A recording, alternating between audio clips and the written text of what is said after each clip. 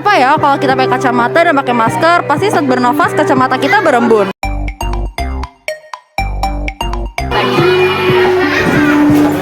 Jadi, kenapa ketika kita memakai masker dan berkacamata, kacamata kita berempun? Jadi, proses pertama adalah proses pergantian oksigen di paru-paru, dimulai dengan inspirasi, yaitu masuknya udara melalui hidung atau mulut hingga ke alveolus.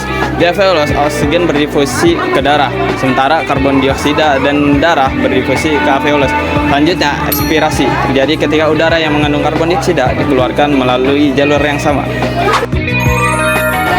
Hormon tiroid, tiroksin, tridotanonin mendukung pernapasan dengan menggunakan metabolisme tubuh yang meningkatkan kebutuhan oksigen. Hormon ini juga merangsang pusat pernapasan di otak dan mendukung otot pernapasan seperti diafragma untuk berfungsi lebih efisien.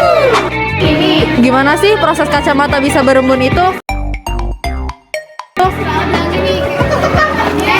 Jadi, setelah gas sisa metabolisme atau yang bisa disebut dengan karbon dioksida itu keluar, uap air dari nafas kita menjadi hangat karena terperangkap oleh masker dan wajah.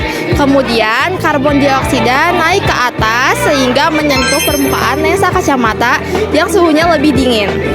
Kok bisa ya lensa kacamata suhunya lebih dingin? Lensa kacamata umumnya lebih dingin dibandingkan dengan udara yang kita hembuskan karena yang pertama, kontak dengan udara luar. Bagian luar lensa kacamata seringkali bersentuhan langsung dengan udara yang suhunya lebih rendah. Yang kedua, material lensa.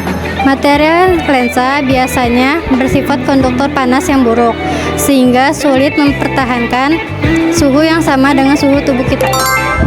Ketika udara hangat dan lembab bersentuhan dengan permukaan lensa kacamata, uap air udara berupa menjadi titik-titik air kecil yang menempel pada permukaan lensa kacamata, sehingga kacamata menjadi berembun.